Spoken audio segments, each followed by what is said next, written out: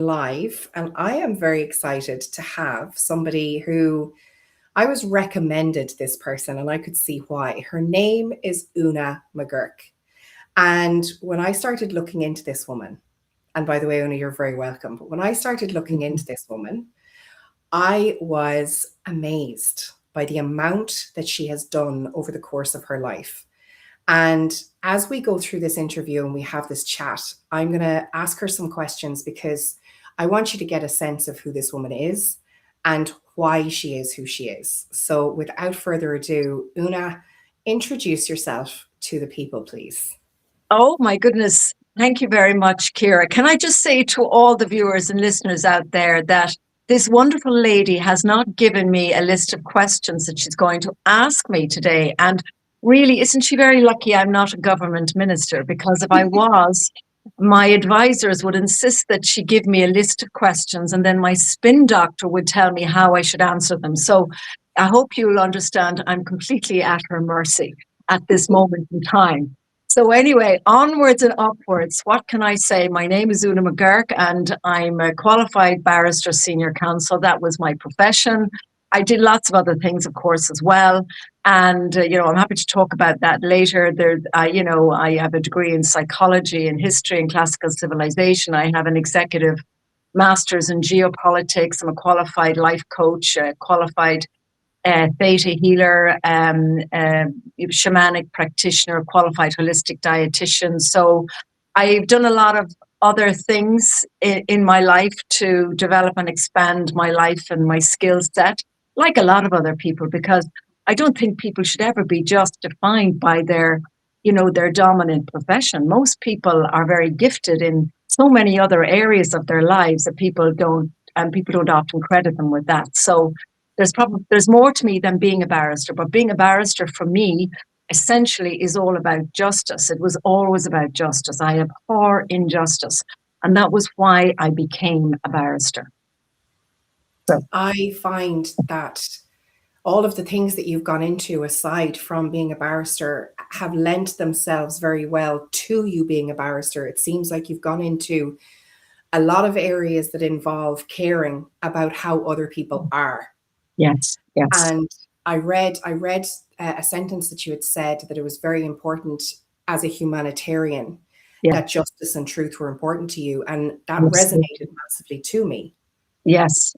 You probably read that on my LinkedIn profile, which I created about 25, 30 years ago, and I've never changed it. I mean, I am the archetypal humanitarian. There is no doubt about it. And I think there's probably two types of people in the world, those who live for service to self and those who live for service to others.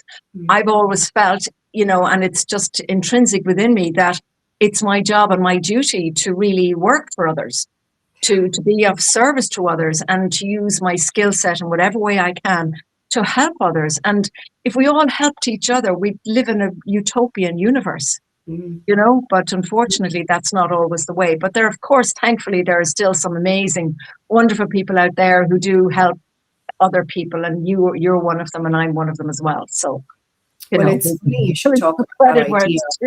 Exactly. Of that utopian society. A lot of people will say, when you have that idealism, when you have that, wouldn't it be lovely if the world was X, Y, and Z? Of course. People will come along and they'll say, but sure, it'll never be like that. It can't be like that. Well, with that attitude, it can't be. But to have hope and to have idealism and to have the idea in your mind that things can be better. Indeed. If we become the people that we're supposed to be and then we help each other, like you're saying. You're absolutely right, Kira. But also, I do think it's important that we recognize our inherent power within each of us to be a creator. We can create our future. That's really important. Now, I didn't grow up with that idea because it wasn't fashionable all those years ago. But, as I've moved on and evolved in my thinking, I've begun to realize that it's very important what we say, how we say it, what we do, why we do it, and always to have hope and to be positive. You can acknowledge the bad things that are happening, the dark side. And I think that's really very important to do that, of course, because it's naive otherwise. But what one has to do is to try and resolve the dark side, whether it's in oneself or others or out in the world, effectively transmute it into light and, you know, transmute it generally into anything that's positive and that's good and turn it around. And I really genuinely believe that anything can be turned around. And no matter what happens to you, you can turn it around if you have the right skill set and the right attitude. I was, as you know, probably 6 years ago. By the way, just to say, on my screen, I'm glitching slightly, and um, my Perfect. words are.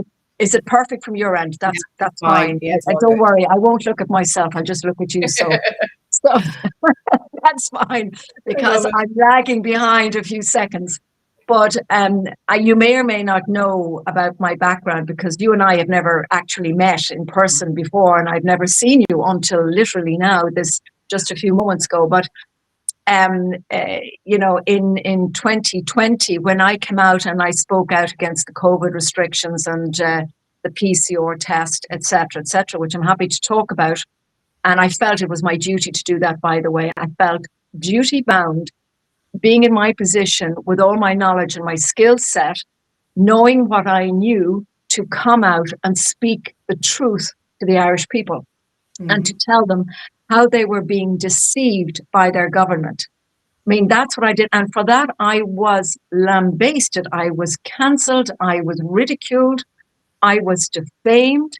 Government ministers were tweeting openly about me. I lost my career. I lost my income. I was absolutely cancelled and shunned by society and by the establishment.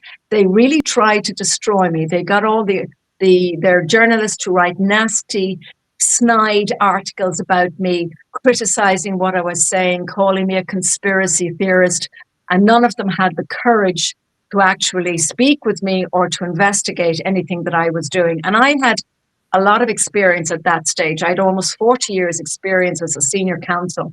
I was trained to evaluate evidence. I had a very significant skill set. And, you know, I'd done medical negligence and I had done my research. And as I said, I had done the executive masters in geopolitics. So I had gone down a lot of rabbit holes many, many years ago before most people here did. So I knew what was coming down the line. And there was nobody, and I mean, nobody in a position of governance, which has since shocked me, still shocked me rather. And nobody's been held to account for this. I'm not talking just about the government and the various government ministers, but there was nobody in a position of authority or governance in this country who had the courage or the capacity to exercise their critical thinking skills to consider that, well, wait a minute, things aren't just what they seem here. Let's investigate this. Nobody did it. And I was the only professional, I was the only working legal professional in the whole country that actually stood up and said, this isn't right. There's something fundamentally wrong here.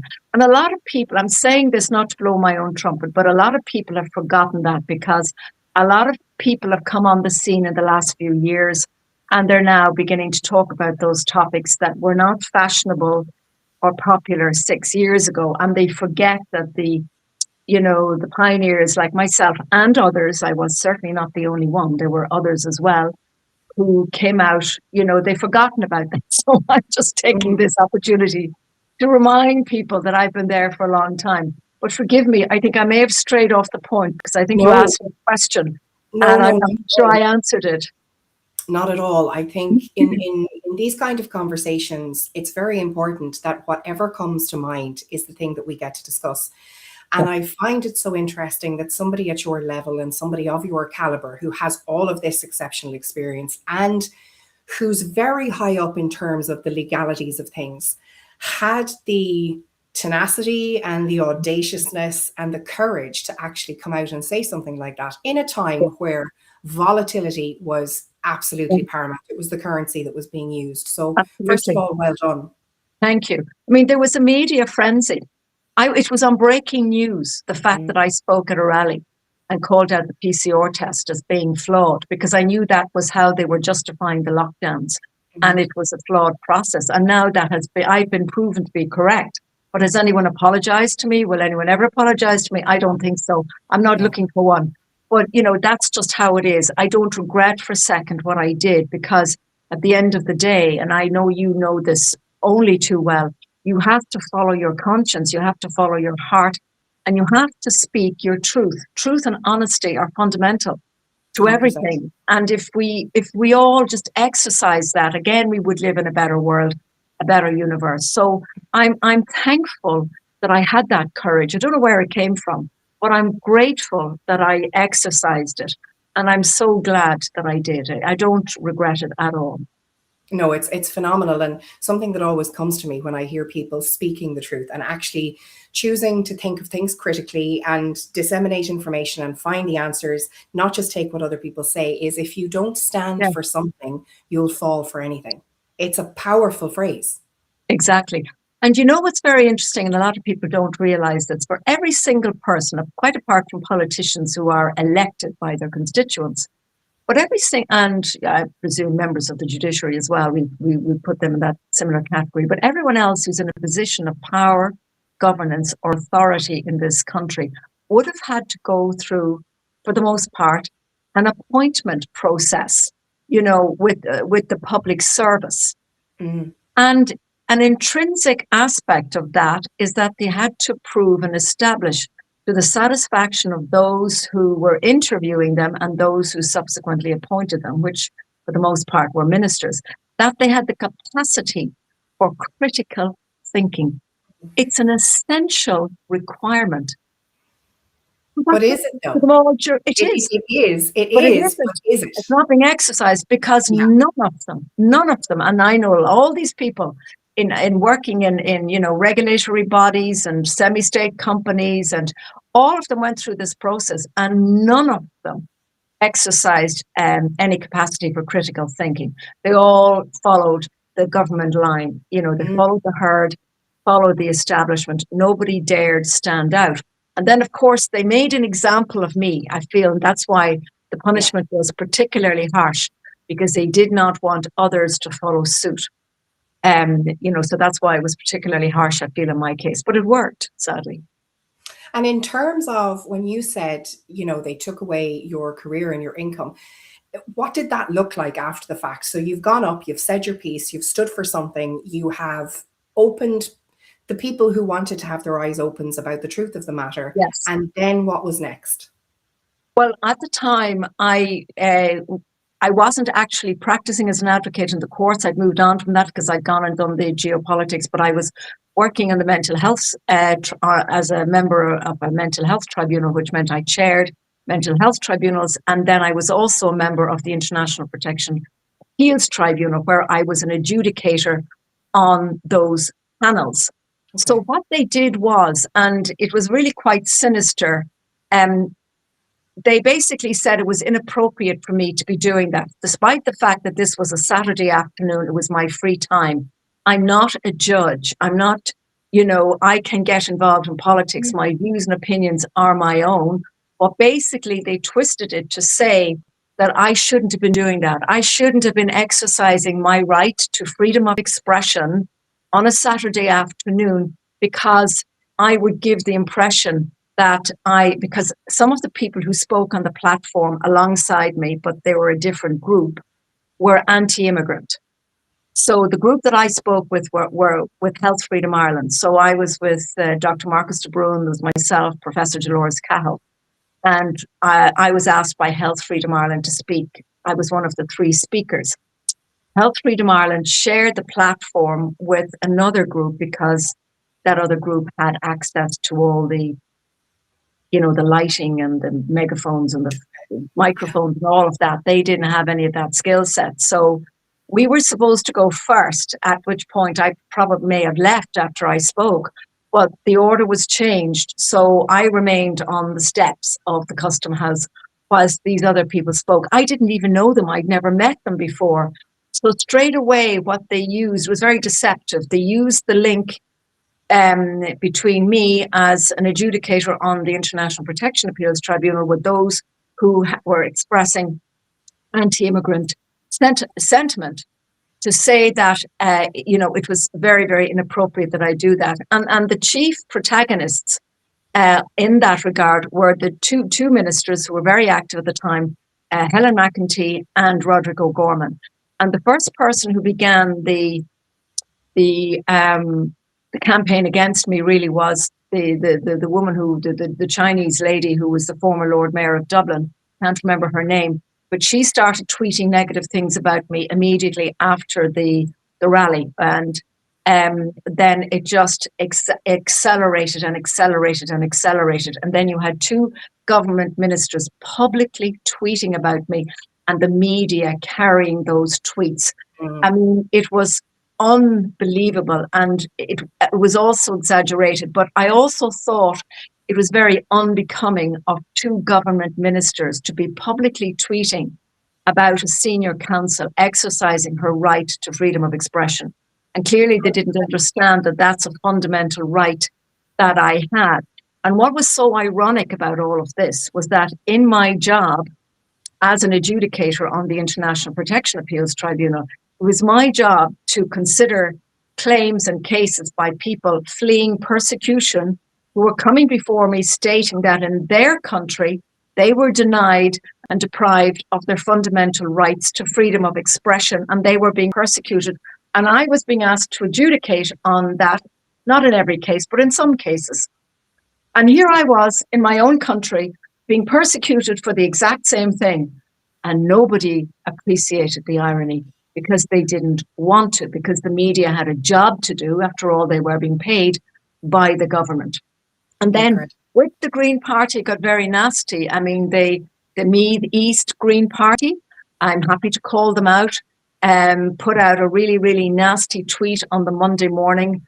And it was clearly a tweet that was drafted by a lawyer or by someone who was legally qualified and trained, because of the manner in which the letter was written and because of the references to various sections of statutes, etc., and basically called for me to be removed from my position. So, the thing snowballed from there, and I won't get into the nitty-gritties of it because your viewers would probably find it boring. But at the end of the day, the minister had the option to reappoint me in February. My term of appointment was up, and she declined to do so. And one of the reasons, and I have it in writing from her, because I do think your viewers will find this very interesting. There were a number of reasons. One of them was because of the overwhelming negative reports and media and objections that they received from members of the public about this dreadful, audacious thing that I had done, i.e. tell the truth and try to warn people about the deception of their government and try to tell them that masks were ridiculous and they shouldn't be worn by children, and that basically COVID was a test of your compliance. I mean, the Irish Times, I think, wrote an article in a snide way. I mean, to think that she actually said COVID was a test of your compliance. In other words, ha, ha, ha. How stupid was that, when in fact we know it was a test of your compliance. But anyway, sorry, I was talking about, but one of the reasons was that because I had participated in an online seminar with an organization called the World Intellectual Forum. And this is 6 years ago. And I spoke about Klaus Schwab and the WEF, because I knew about that before most people in Ireland did. And I was talking about it. And I said, we need to be very careful with the hate speech bill coming down the line, and with AI and technology. You've all seen Minority Report. That's a potential future scenario. So someone in the media, or else it was the government themselves, were watching me, were listening to me. And that was quoted in the letter sent to me by the minister.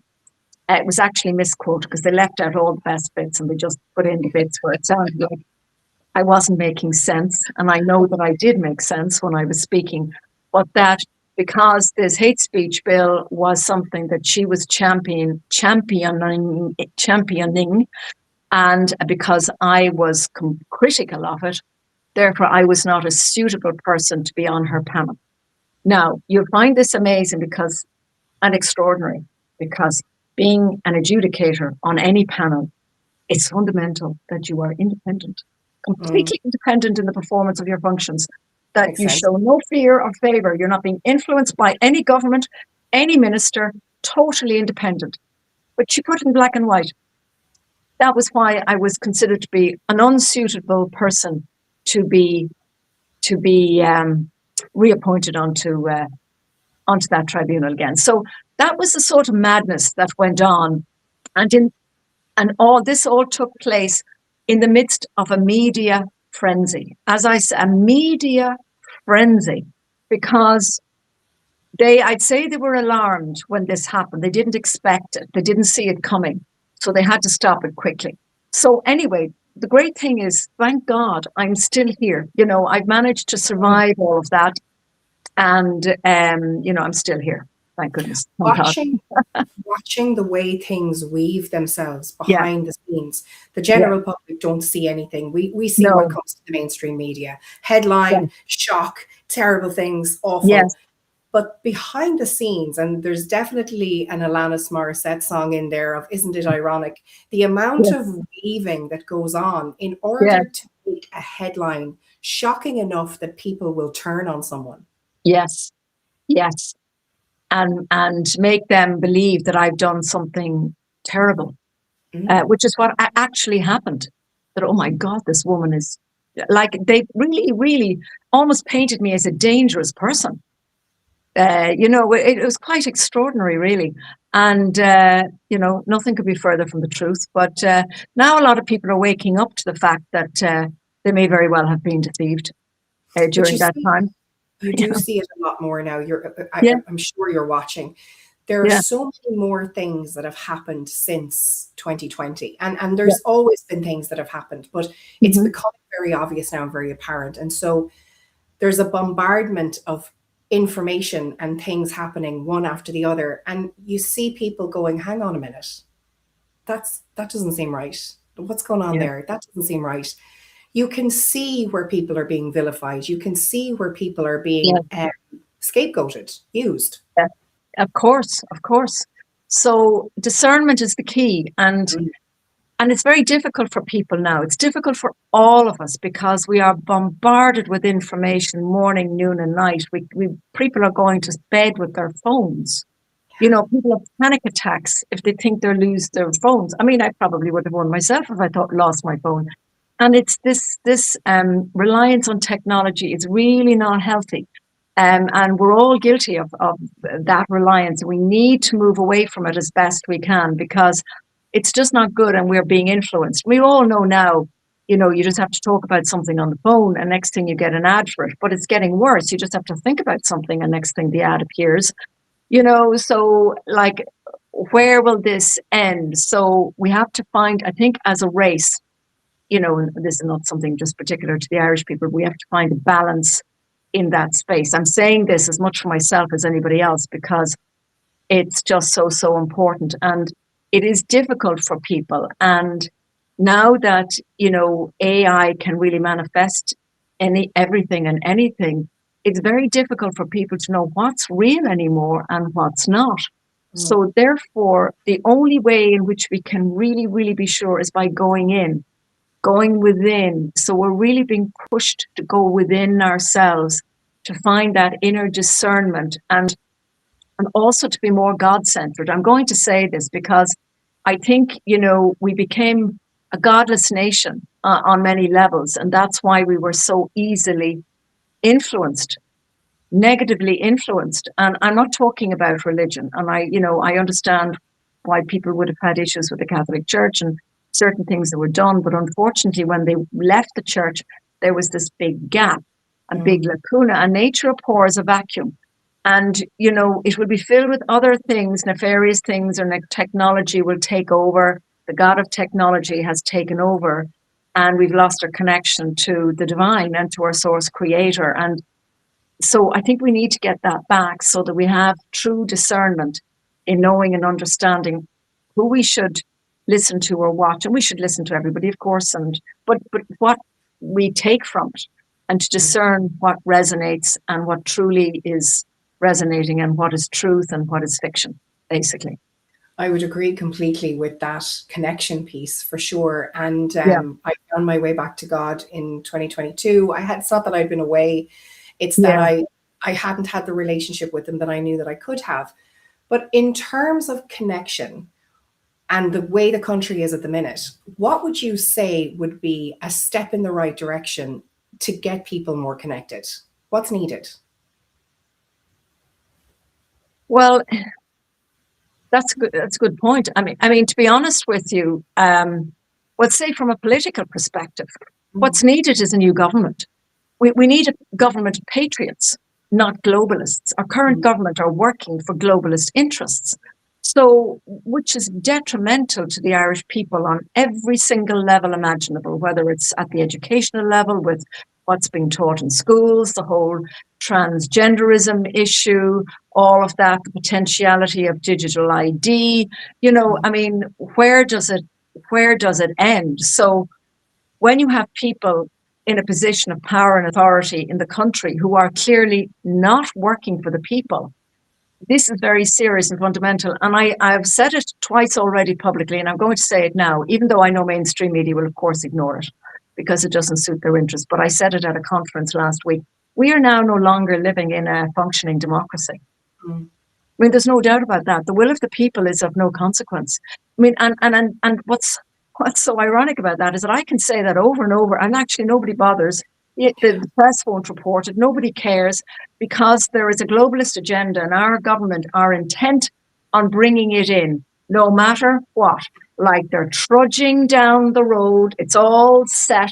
Everyone's in place to bring it about. They've been putting their people in place for years, in positions of authority, to make sure that they wouldn't speak out or speak up or speak the truth, and that they would be compliant and with what was happening. And so I don't know really what it's going to take. Whether it's for example, in Bulgaria, they took down their government. I don't know if you know this, just before Christmas. There was a massive rally. I think there were a couple of million people who marched in the main square of probably Sofia, I think that the main city there. And the government fell as a consequence. And apparently the roots of that, I did a little bit of research on it, were a group of essentially young people who were very patriotic about Bulgaria. And what they did was they decided didn't go down the political route at all. What they did was they approached their issues of concern from a purely cultural perspective. So what they did was they set up community initiatives, and in particular, they focused on a time in Bulgaria when the Romans were very prevalent. So they set up a theme park, which was phenomenally successful, and people came from all over the world to this theme park, and the Bulgarians were very proud of it. And eventually, their numbers increased, and they had little activist groups all over the country. So they became more and more powerful, and then a couple of their members went for election, and then they got elected. And so they got to a stage where they were able to hold the balance of power. But the political result emanated from a cultural initiative, which in itself was fascinating. So they didn't go down the traditional political route. They came at it from a community perspective. Yeah. So that was one way of doing it. So whether you have a peaceful protest in Ireland, I know various people have called for it, but I'm not sure that will work because people have become very complacent, or they're fearful, or they think, I don't want to talk about that. Or even friends of mine say, oh, no, I don't want to know. I don't want to know. I'm trying to be positive. I'm trying to be positive and just focus on positive things. So I just blinkered. I have vision. I don't want to know what's going on in the world, as if somehow by pretending it's not happening, it will just mysteriously go away. And we both know that that's not the case. I totally get it that it's very important not to be focusing too much on it, because it would just be very detrimental to your mental health and your energy and your mood. But you have to recognize it, work through it, find a way not to react to it, to respond. So it's like that maxim, you say, what's the word? You don't absorb what's happening. You watch it, but you don't absorb it. So you respond, but you don't react. So you don't get emotionally involved in the process. And of course, you set your sights on something bigger and better for the country. I mean, like you, I am despite everything that's going on, and despite the fact that there is definitely a move to bring us down sort of, a dystopian pathway with digital ID and CBDCs and all of, and the surveillance state and all of that, I think that's there. We can't deny that or ignore that. But we have to override that sort of timeline and think that there's something bigger and better beyond that, and trust that enough people would waken up. I mean, there are pockets around the country of very awake people. I think consciousness is shifting. I think if consciousness shifts sufficiently, and I think that's only going to come from God, really. And I do think we need God's help in all of this, because I'm not certain that we can entirely do this ourselves. I think we need, and we think we need divine assistance for this. And if we get the divine assistance, consciousness may shift, please God, and we will move out of this, or we'll move through this into another space where life is better. But in the meantime, I think it's important to keep going with regard to, speaking out about things that are not right, and informing people. I do it as best I can, as often as I can. If I know something or I'm aware of something that I think is not good for people, I will always do my best to tell them. I feel it's my duty to tell them, because I don't believe in keeping that knowledge or information to yourself. It's just not appropriate. So that's what we're all here to help each other in different ways. So if I know something that people need to know, I will, of course, do everything in my power to convey that information to them. Yeah. I think that really does summarize something very important. We're all here to help each other. And that comes back to that idea of the community spirit. And like you were saying about Bulgaria, sometimes when we try and fix things from the top down, it doesn't work, because the top is already set in whatever system that it's built to be. But when we look at community from the bottom up, from the ground up, and we look at people coming together, helping each other, caring, kindness, simple things, really simple things, knowing each other. Back in the day, the village mentality was powerful. And everybody knew everyone's business, but nobody kind of cared, as in you didn't care about knowing the other person's business. It was good to know it because you knew how you could help. So that element of coming back to community and back to that spirit of, I actually care about the person beside me. I care about the person next door, that seems to be something that could shift.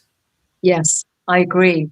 And I think it is happening in some places. I'm aware of movements, where people are, helping each other, in small little ways, but that mean a lot. And I think that's great. And I'd love to see more of that, because otherwise, I don't know if the political system really, I'm not entirely certain it's the way to go. At the moment, it's all we've got. One could argue that there are newer and better systems, and I know there are people out there who have advocated for such, and I certainly think that would be great.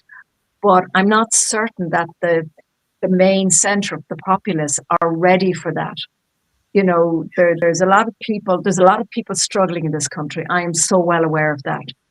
Distressed borrowers, people who are worried about losing the roof over their heads, much more than people realise. But then there's another cohort who are doing very well. The people who are working for big pharma, who are working for big tech companies, the people in the public service, the people who are landlords. And there's a whole cohort of Irish people who fit into that paradigm, and they're doing really well. And that's nice, and, good luck to them. But it would be great if everybody could do well. And in an ideal society, those resources should be made available for everybody to do well. And I'm not talking about a socialist system, by the way, because I don't go there. Or communism. I'm totally against that. That's just a trick, a trap, a con job. So, but it's just that the government is doing nothing to help people. In fact, everything that this government is doing seems to be, it's the opposite of helping people. You have to look at it and say, they seem to be intent on destroying the country at every level, making the Irish people second-class citizens at every level, giving favoritism to all the newcomers. I mean, including the Ukrainians. Ukrainians who work full-time should not be on an ARP payment. It's outrageous. I mean, they're taking up housing space and rental space that is pushing up rents for Irish people. Yeah. This is really not acceptable. And spending millions bringing these people's pets home from Ukraine. Mm. You know, and there's no means test, and then not all parts of Ukraine are involved in a war. So none of these issues have been examined, and you're not even allowed to speak about them or But talk that's about them on mainstream media. And this is unacceptable. I'm not saying that there aren't some Ukrainians here who were genuinely fleeing war. I'm sure there were. But likewise, there were other people who came in posing as Ukrainians, who are not Ukrainians, and also Ukrainians who came from parts of Ukraine where they're not affected by the war at all. And, so this impacts us, and it doesn't seem to matter to the government that it's causing a detriment to the Irish people, including, of course, the whole immigration issue, which is completely detrimental. It's destroying the social cohesion of the country on every level. I've been speaking about this for years now. So, I don't know, you're probably familiar with, and I'm sure your listeners are familiar with all that I've been saying about this for years. And I was speaking about it when nobody was speaking about it. Now it's fashionable and popular, and we have all these groups that are jumping on the bandwagon because suddenly the mainstream media are acknowledging that we can now talk about immigration. Not necessarily in the way you want, but at least it's a topic for discussion. 2 years ago, until Conor McGregor stood up at the White House podium and told the world's media that there was an immigration racket in Ireland. Nobody had said it before. He opened the Pandora's box. And lo and behold, the Irish media couldn't pretend anymore that there maybe was an issue. So they started to talk about it then. So, that's important to bear in mind. Seeing the conflation of things. And so when you're talking about truth, right, you're talking about truth and the idea that now when we're having these conversations, truth has been radicalized. It's something that's, avant-garde. It's a bit audacious. Oh my God, you're speaking the truth. Let's shut you down. But these kinds of conversations have to be had, because in a conversation where you're talking about who's in the country now and how it affects Irish people, and then somebody comes along and says, you're being racist when you talk about somebody else who's come to the country who's affecting the Irish people, that's racist. It's not. We've got to be able to have the conversations that open the whole box and people to have a grown-up attitude towards it, because there are problems, there are issues. We do have a problem with housing. We do have a problem with too many people being brought into the country in a way that isn't sustainable for them. Not alone for the Irish people. Like, there's a lot happening. And a lot of people were brought here under false pretenses. I mean, you take the 8 tweets or the tweets in 8 languages by Rodrigo Gorman, bringing people in, promising them own door accommodation.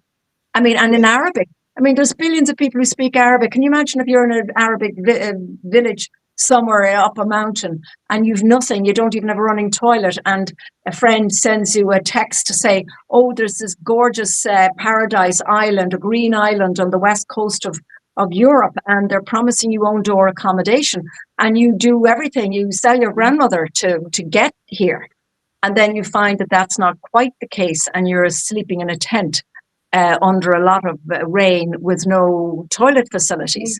So these things happen to people as well. So I totally agree with you. It's not about blaming the immigrant, because many of them were brought here under false pretenses. And then the government took no action to provide deterrence. For example, people were being allowed in with no paperwork and no passports. They were not prosecuted under the Immigration Act, and they were brought straight up to the IPO office, and they were given effectively a public service card, which is a de facto identification card. Some of them were probably given status by Helen McEntee's amnesty in 2022, because if they were in the country for 4 years and their claim hadn't been processed, they were actually automatically processed and they became Irish citizens, and we don't even know their names, where they came from, what's their background, what nefarious things have they done in their past. Mm-hmm. And, you know, many of these people, the men in particular, are culturally different, and there's no respect for women in the countries that they come from. And there's no incentive. There's no incentive for them to assimilate, learn the language, learn the customs, know how to behave themselves. There's nothing like that. They're just thrown amongst the population. And God help you if you have a young child that's in their way, because, you know, it's a very potentially very serious situation. And Irish people are being exposed. There is no security measures have been put in place by this government or by the Minister for Justice. No deterrent to keep these people out. Can you imagine somebody coming in, getting through immigration with no passport, no papers, rocking up to the IPO, getting a public services card, who rings his friend, I made it through, get on the plane quickly, bring all our friends, get the whole village, get them over here fast, quick, get them in. This is how it happens. And suddenly we're overrun with all of these people. Yeah. You know, it's outrageous that there were no deterrents. Outrageous. We have open borders now, complete open borders. We know they're coming in from the UK, travelling across to Larne, driving down, getting taxis, some of them, mind you. Now, not many Irish people could afford to get a taxi from Belfast to Dublin. Not many Irish people. They're actually getting taxis, not just buses. Bring them down to the IPO centre, and there's no border checks. Yet they can have checks for VRT, breaches and red diesel. You know, oh gosh, we get the natives for the little minor breaches, but we'll allow any Tom, Dick and Harry to come into our country without any checks on who they are, where they've come from, or whether, most importantly, have their criminal record. And the other thing is, and this was highlighted at a meeting that I attended last week, or rather I highlighted it as a result of it being brought to my attention, that, you know, what about all those who've committed war crimes? Where are they? Hello? Yeah. So what about the war criminals who are fleeing their countries, having committed atrocious crimes? Where are they? And who are they? And why are we allowing a situation where these people can be roaming our streets? I mean, the neglect of the Irish people by the government is phenomenal, and people need to waken up to this. It's unacceptable. I'm old enough to remember in Ireland where it was safe to walk on the streets. Yes, I'm not saying it was perfect, and I'm not saying Irish women didn't disappear or didn't get murdered. Yes, they did.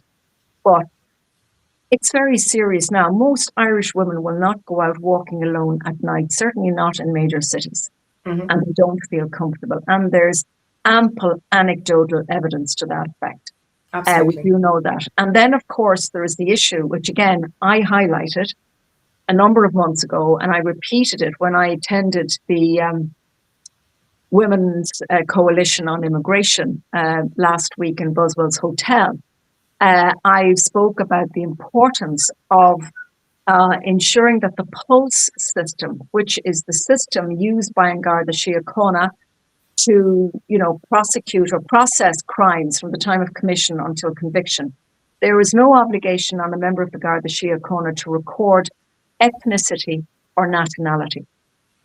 And I brought this to their attention, and I'm very pleased to see that they are now taking it on board and they're running with it. And, you know, I hope that this will be a focal point of their campaign, that they, you know, lobby the Minister for Justice to do something about this.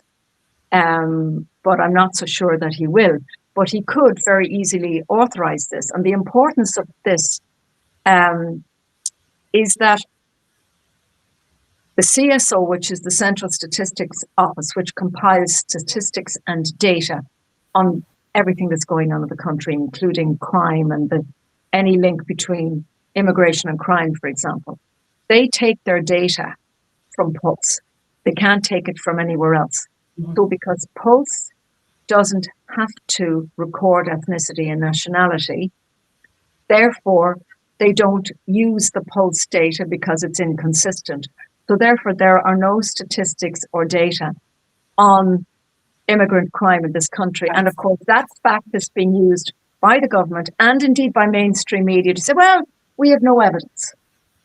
But the really sinister aspect of this is that there is a system in place to prevent the evidence from being obtained, because the pulse system has not been activated to record ethnicity and nationality.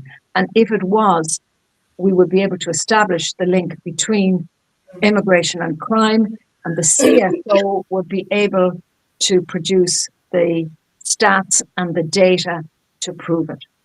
So you see how everything is backwards. Do you think that's done on purpose? I do, yeah, I do. Yeah. I do. They know exactly what they're doing. And I spoke several months ago, called on the Minister for Justice to rectify the situation, called on the Garda Commissioner to rectify the situation. My video had got thousands of views. Lawyers for Justice, reposted it on X, and it got a significant number of views. Of course they saw it. Of course they saw it. And I repeated it again at the last meeting, and now Leisha de Brun and the others are running with it. So we'll see what happens. You know, maybe eventually, if enough people say enough is enough, we need to have this data. So something needs to be done. But you couldn't help but consider that it has to be deliberate. I mean, why wouldn't it be? Otherwise. But logic, I mean, for my logical brain would say that if, for example, if I have a child, right, and my child goes missing, and the police come to my house and they say, can you give me a description of your child, right? Now, I'm a white woman, so my child's obviously, well, not necessarily obviously, if I was married to a black more guy. Than likely white, yes. I'm going to say he's 6 years old, he's got blonde hair, blue eyes, he's white, he's wearing whatever, right? It's just a descriptor. I don't understand why we have brought so much very heightened emotion into logistics, into what is just a descriptor. And I don't understand when this all happened. When did we become so protective of a descriptor? It has to be deliberate, because there's no other way to logicize this. It doesn't make sense. Yeah. You know, well, there are people who would say it's like this suicidal empathy that's taken hold of people, or it's virtue signaling, where people think that they're protecting minorities, or they have to be protective of people. And also this naivety where there is this assumption that everybody who comes into the country is fleeing war. Just nothing could be further from the truth. Most of them, I can tell you, I worked in the system, said 80% more of them are economic migrants. Now, I have huge sympathy for them as economic migrants. Of course, they want to come to a country where there's a better lifestyle, but we should have a point system like Australia does, where people can be vetted to come in. But we don't have such a system. And there's also issues here with legal migration as well. You know, and, you know, our country is being flooded with migrants, legal migrants from certain countries. And if they have a critical skills classification, they can bring in their families. So this all feeds into what this government are planning, which is the Project 2040 plan that they have, which went back to 2015. Which was about how they were, you know, paving the way for an increase in population. The only way that increase could take place was through immigration, illegal and legal. And there is no doubt they were preparing for both, because in the next 3 years, they then brought in the abortion referendum. As a consequence, now the abortion rates for native Irish women are running at the rate of 10,000 a year. We are no longer replacing ourselves. The birth rate is 1.5 at the moment, when it should be 2.2, in order for us to replace ourselves. So we are not replacing ourselves as a native Irish race. And then we have other races and coming in, and other cultures coming in, who don't believe in abortion, and they're producing lots and lots and lots of children. So, and it is inevitable, as night follows day, that unless this is stopped, as night follows day, we will be replaced. And I believe that is the ultimate plan. And then we will have no voice. You know, we will have no voice. We will be a minority in our own country. I mean, they predicted that in the UK, if not something doesn't happen, the British people will be in a minority within 10 years. Usually what happens there happens in Ireland as well. So we're heading down the same route unless something happens. It's crazy. It's crazy to watch It it is all quite unfold. crazy. Yeah. Yeah. So I'm sorry, I sounds very depressing when you set it all out. It's just that I have had to speak about so many issues that all relate to how our government is not governing the country according to the wishes of the people. And to a large extent, Ireland has become a vassal state of the EU, and we have like this government who are administrators, either following EU diktats or the diktats of other globalists Mhm. or organizations like the World Economic Forum, because many of our politicians are members of the World Economic Forum. And we have Simon Harris as one, Leo Varadkar was one, Pascal Donoghue, I believe, was another. I mean, we should be bringing in legislation prohibiting anyone who's in public office in Ireland from being a member of this organization. I mean, it's a sinister organization. An organization that thinks that human beings are hackable animals has no place to be in a position of leadership Yeah. of a democratic, sovereign, God-centered people. Mhm. It's as simple as that. There's nothing really complicated about it. But not many people realize this because they take things at face value. Mhm. They watch mainstream media, they still read the mainstream news outlets, so they don't really, really know what's going on. So that is the issue. But hopefully programs like this will help to enlighten them. That is, if they have the nerve to watch them and they don't get seriously depressed afterwards, because I would not want that, because both of us, I think, and you've said this, I still feel, notwithstanding everything I've just said, and there's probably worse and more that could be said, I'm somehow hopeful that something's going to happen to Yeah. wake people up to what's really going on and to shake them out of this complacency so that they realize that they have to do something, about what's happening. Yeah. No, I agree. And it's a bit like you said earlier on. I always tell my son, it's not about being afraid. It's about being aware and prepared, but not scared, because fear takes away everything. But you can be aware of everything and you can be prepared for anything, but just don't be scared of it. And I think, as we've said already, the way that things are going to have to change, or the way that things will change, is people coming together. The more that we start to say to each other, okay, have you heard this? Do you know about this? Can I tell you about this? And be open to hearing what each other are talking about, be open to learning something that isn't Yeah. just your own belief system. I think we need to start opening our minds into the reality of what's happening, Yeah, and then take steps ourselves. that's right. Yeah. I totally agree with that.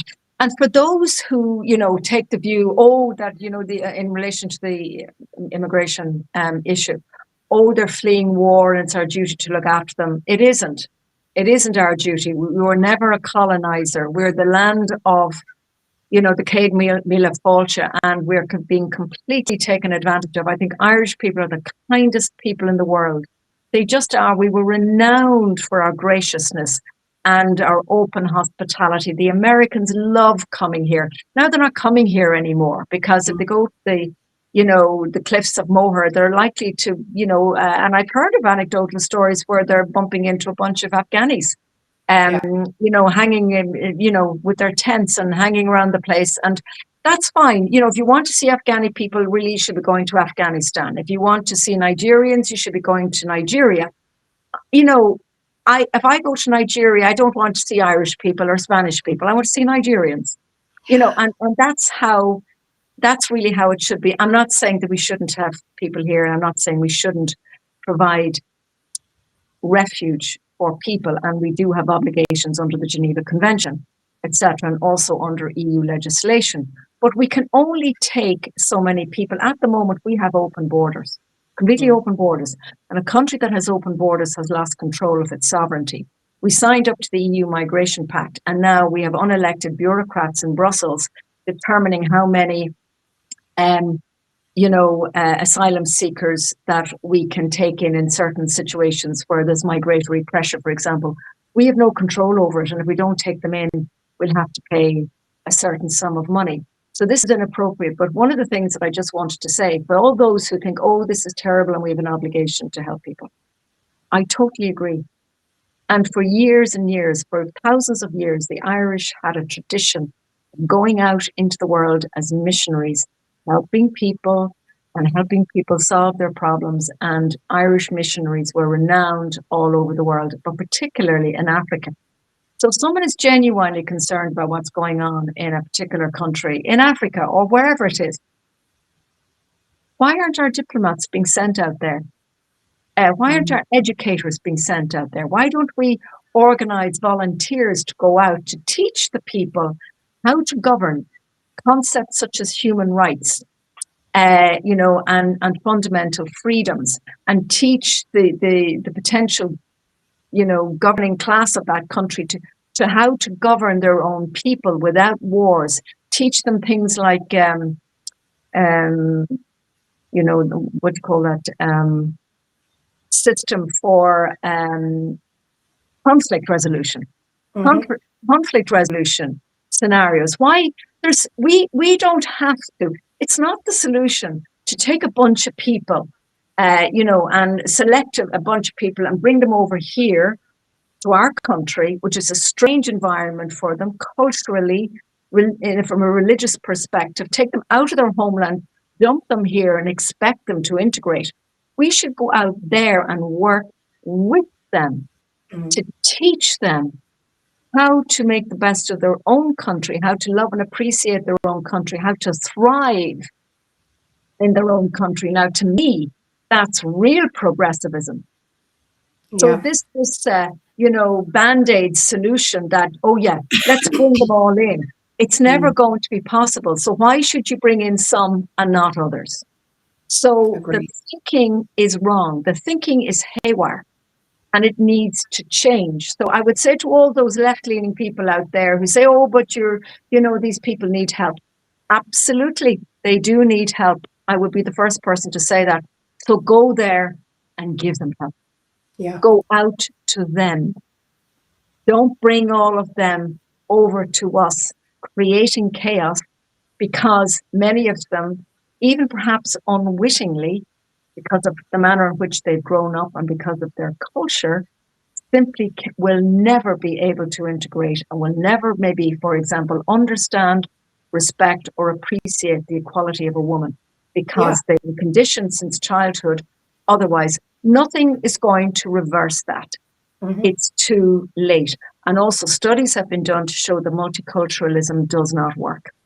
It simply doesn't. There's independent studies to confirm that. But we've never had a debate in Ireland, never, on this. It's not allowed. We're not allowed to have a public debate on these issues. And if we did, I think a lot of this information would come out, which would be amazing. Well, you'll be delighted to know that there's something coming that's going to support exactly what you just said, but I can't say anything about it yet because myself and somebody else are setting it up. But I do believe that you're right. I think healthy debate has to happen. We've gone so far away from the debating because, as you referenced earlier on, this idea of social media and the internet and the brainwashing that we've been put through of social media is great, it's really good, and the internet is really good. And because it can connect people from all over the world. But my issue is if you're connecting with people all over the world, you're not connecting with people right beside you. And that's the problem. The face-to-face connection has died off in such a massive way because we're trying to connect with everyone everywhere. Yes. If we had more debates, if we were able to have those conversations like we're having now, right? Two people on, we're very similar, I would say. But for two people to come on, or a group of people to come on and who have polarizingly different opinions, and be able to sit across from each other and have a debate, a strong, heated, violently aggressive, vocally debates where you push your opinion to the nth degree. But the idea is that you're allowed to do that because you're not a keyboard warrior. You're not calling people names, no ad hominem attacks, nothing like that happening. That is necessary. We need that. Yes. It's not a a pie in the sky idea. I agree. We've gone to the point where everybody is so willing to say things online. Yeah. And it's violent and it's aggressive and it's hateful let's bring it back to these debates where we're having these conversations, where truth is important, where honesty is important, where critical thinking is important. You know, Exactly.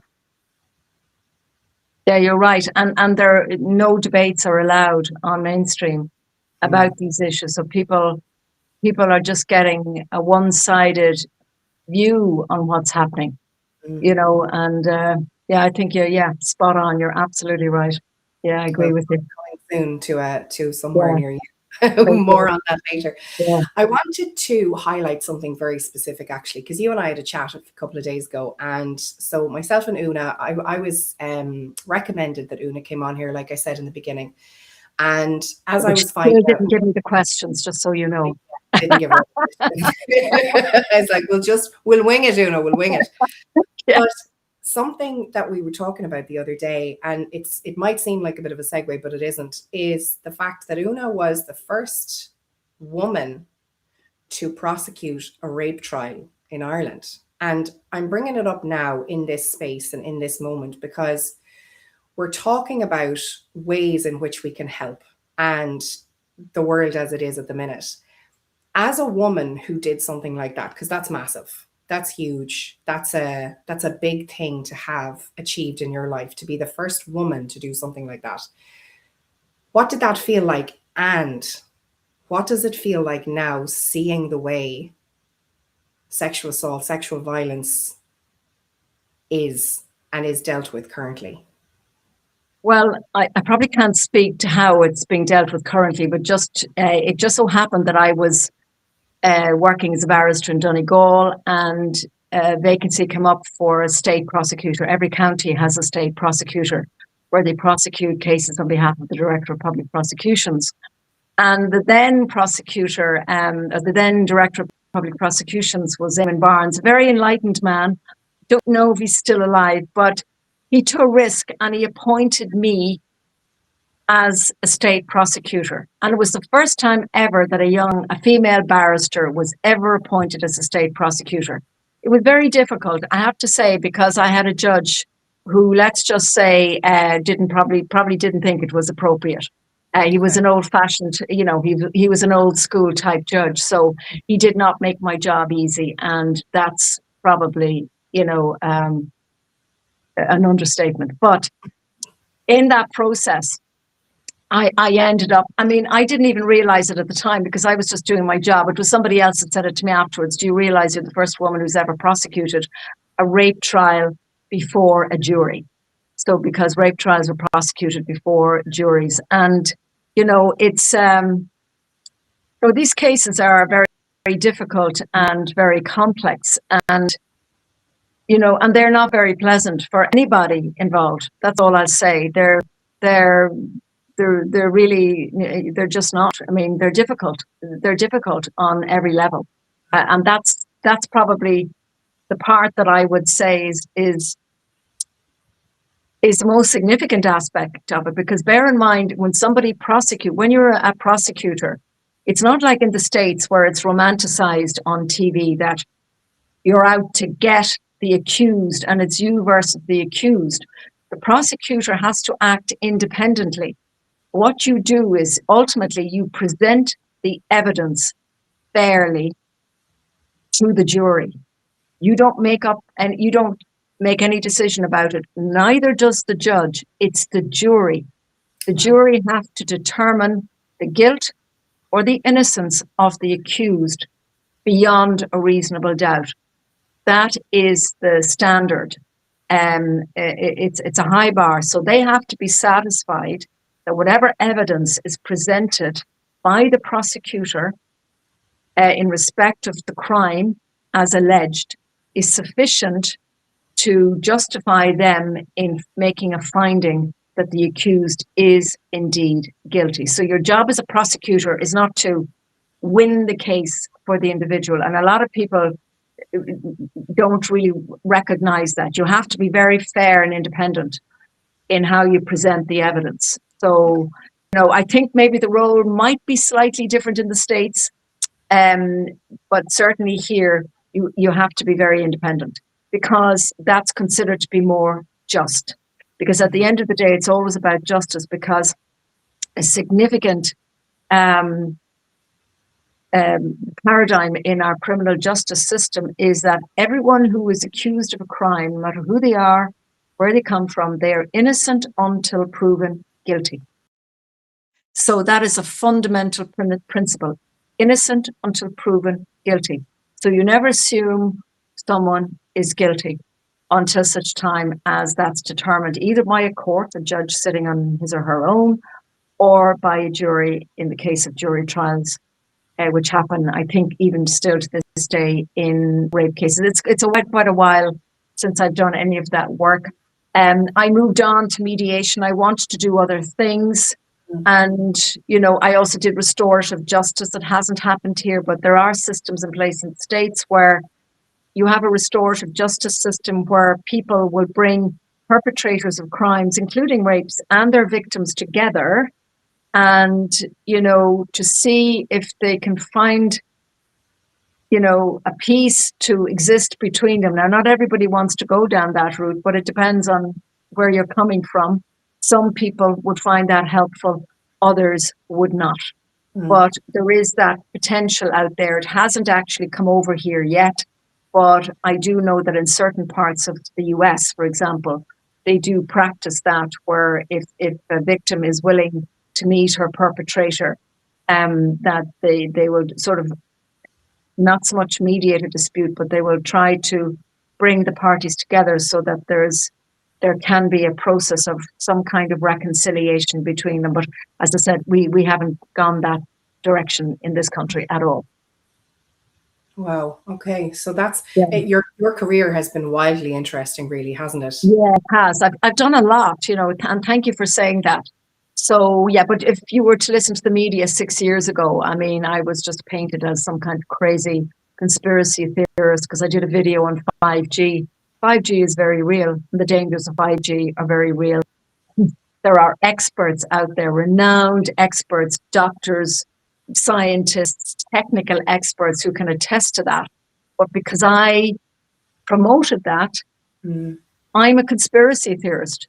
It's like saying to somebody in the 19th century who tries to tell you that there's electricity, and they probably did lock people up at the time for saying that there was such a thing as electricity, because people weren't ready to accept it. But anyway, so look, thank God one has survived all these vicissitudes. I'm still here. For sure. And there's been plenty. So then in terms of what's next for you, where is your focus right now? What are you really enjoying doing right now? Oh, goodness me. Well, I do some coaching, so I help people in different ways, and people often reach out to me. I don't know where my number seems to be out there somewhere in the ether, and people find it, and then I get these strange phone calls, and I'm never too sure who they're coming from, but sometimes they're from people who are distressed about different things. And whilst I don't give legal advice, I can't, because I'm no longer practicing, and I often will direct people. I guide people to go in the right direction, or I tend to do a lot of guiding of people to get help, because people need help, and I'm happy to help. But I do that. I'm not sure. We'll have to see, what life brings. I may get involved in a campaign or two down the road. I've been known to do that in the past. So we'll see. I may be called upon to do something. I suspect I probably will, but maybe in relation to digital ID or something like that. So we'll see. We'll see. Well, but if anybody has a good paying job out there, I'm all very open to that. I'm particularly open to that now. If there's a job with money in it, please do let me know, because I would love to hear from you. Yeah, the all elusive job with money. That's always a good one. Exactly. Yeah. Well, I'll definitely be asking you to have a look at two of the things that I'm bringing to the fore. But again, we'll have a conversation about that again and see what you think. In terms of who you are, aside from the barrister, aside from the person who comes out and talks about 5G and COVID and the PCR tests and all of the things that you've done, who is Una behind the scenes? God, you'll have to ask her if you can find her. Um, oh, goodness me. I suppose I'm a very private person, especially when I'm being interviewed live, on a media channel. No pressure. What can I say? I mean, I think to a large extent, what you see is what you get. Mm, Um, I'm not some kind of Jekyll and Hyde persona. I suppose I'm very much about my work. I've always been driven to do something useful in the world. Uh, I'm a former chairperson of the Irish Red Cross, for example. When I was very young, I was a chairperson. I've been on government appointed panels like, the Forum for Europe, the Forum for Peace and Reconciliation. So I did a lot of that kind of work. And, I would often did courses. I worked, for a little while with my aunt in Botswana who set up a mission. So I'm a searcher and a seeker mm, for truth, knowledge, and information, but ultimately the truth about who we are as human beings and what our true history is. Because when I went down all the rabbit holes when I did my course, it wasn't part of my course, by the way, to go down the rabbit holes, but for the first time I had the time to do that and to do the research, I realized that things are not what they seem, that what we were taught is not accurate in history, and a lot of things have been hidden from us. And I do think that as we move along, we're going to uncover more and more secrets that were kept from us. mm, So I would know some of those secrets, but I'm not going to disclose them now. It's not the time or place. But finding out the truth of that's kind of what guides me. It's mm, just truth. It's my true north. What's the truth in this situation? And that's really where I'm coming from, how I can help people and be of service in the world, be of use, be useful. Unfortunately, I wasn't blessed to have children. And so if I had, that probably would have taken up all of my time, or maybe most of my time. Who knows? I never would be around or available to do what I'm doing now. For mm. example, I might be so absorbed with my children or my grandchildren, but I do love children. I love my nieces and nephews and my niece. I've only one grandniece and nephews. I love children everywhere, and I think sometimes that people assume that if you're not a mother, that, oh, she wouldn't understand anything about children. I love children. Children love me and they gravitate towards me.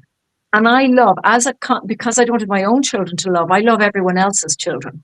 And I don't care what color they are, what creed, what nationality, it's irrelevant. Children are children and their innocence, and they deserve to have that innocence protected. And I am somebody who would always fight for that, for sure.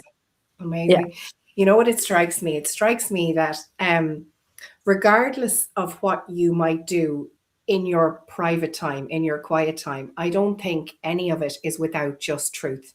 I think you probably have led your entire life in that pursuit of everything I do is going to have to be filtered through the lens of, is this true? Is this good? Is this where I'm going with this? And it's a Yes. lovely feeling. It's a lovely place to be because Well, it's Well, open. thank you for that. But I have to tell you, I made lots of mistakes and did lots of things that weren't right, I can assure you. But I always felt I paid a high price for them because of my own conscience and because of my own moral compass.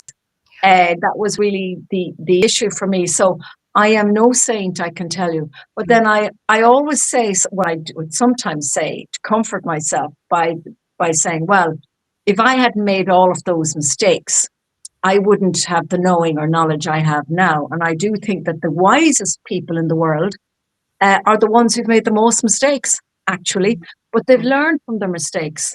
And so now they're wise. That sometimes I do think sometimes people are born, avatars are born, children are born exceptionally gifted and wise and all of that. But others learn the hard way, and they Yeah. get wise as a result of making dreadful mistakes, but learning from them. And it really doesn't matter if people make mistakes. I mean, even though they can pay a high price for it, and that's very sad, but if they can learn from it, then it's been worth it. And they can pass that knowledge and information and wisdom on to others, because that's what it's for. Yeah. No, I agree 100%. So tell me this then, if you were to leave all of the people who are watching or will watch this with something, what would you leave them with? Oh, got to have hope. Have hope for the future. That's really important. Don't think that it's all doom and gloom just because I've said a couple of things that, don't sound too good. That is the situation. But remember, anything can change. Mm. Remember that each one of us is a creator in our own right. We can create our world by being positive. And then just look at what happened to me. I was vilified, cancelled, demonized, ridiculed, absolutely ridiculed on the national stage 6 years ago. And look, I'm still here. You can overcome anything. And there's stories out there about amazing people who've overcome much worse things than I have. And the human spirit is very strong, very powerful, indomitable. But always remember that we're not alone, no matter, and I would say to anybody out there who feels lost or lonely, because I do think that's a feature of our times. Even when you're maybe in a relationship or living with people, you can feel lost or lonely. It might be because you're going through some kind of a spiritual dark night of the soul where you're waking up to realize certain things that don't resonate with you. And it's a very lonely place when you start to wake up and you can feel very frightened. Don't feel frightened. I think we need to know that we're loved and protected by our Creator. We were made by our Creator. We were created by our Creator. And I don't think 1 second he or she or whoever, whatever is, abandons us, or has ever abandoned us. But what has happened is with life, with what we were taught in schools, indoctrination, technology, etc., we ourselves have lost that connection. So I think every day we have to work on reconnecting. And if you feel reconnected to something really powerful, the most powerful force in the universe, I think it will help you get through anything. And I say that for anybody who's struggling. And I know that there are lots of people struggling out there. So don't despair. Don't give up hope. Trust that there is a higher power and a higher force that will take care of you. Know that there are good people in the world who are working for you and will help you and that are out there. And that eventually, if you haven't met them yet, you will meet them. So don't give up hope. I agree 100%. I think it's a beautiful thing to be left with is hope and trust. I appreciate your time. I appreciate your candor because I think it's been amazing to speak to somebody who's just willing to say what it is that you want to say. Yeah. And the more we have of these conversations, the better it is in the world. I appreciate you. I appreciate your time. And to everyone who's watching, you can find Una on YouTube. She has her channel over on YouTube. I've popped up the link. I'm going to pop it up here again so you can have a look and you can find her. It's just scrolling across the screen. And Una, you've been amazing. Sorry, thank you. And you too. And thank you. And bless you for all the amazing work you're doing and for making this happen. And keep up your great work and your podcast and highlighting people like me and others who are out there, doing what they can to try and lift the spirits of the Irish people and elevate humanity and make a difference and make a positive difference. But you likewise are doing that with the work that you're doing, and bless you and your work. You're a wonderful, wonderful girl. Such lovely. See, isn't it lovely to find nice people? Like attracts like. I love it. Una, I know that we'll be doing a lot more to come. So mind yourself and have a superb rest of day. Yeah, thank you. And love and blessings to you too. Okay. Same. Bye. We'll catch up soon. Thank you. Bye. Bye-bye. So everyone, I hope you enjoyed Una's conversations. She's one hell of a person. And thank you so much for being a part of this today. And you'll be able to find this interview for the next 24 hours on Facebook and YouTube. And the magazine will be published tomorrow. And of course, I completely forgot to mention, Una is our cover woman. So take care, everyone. Bye-bye.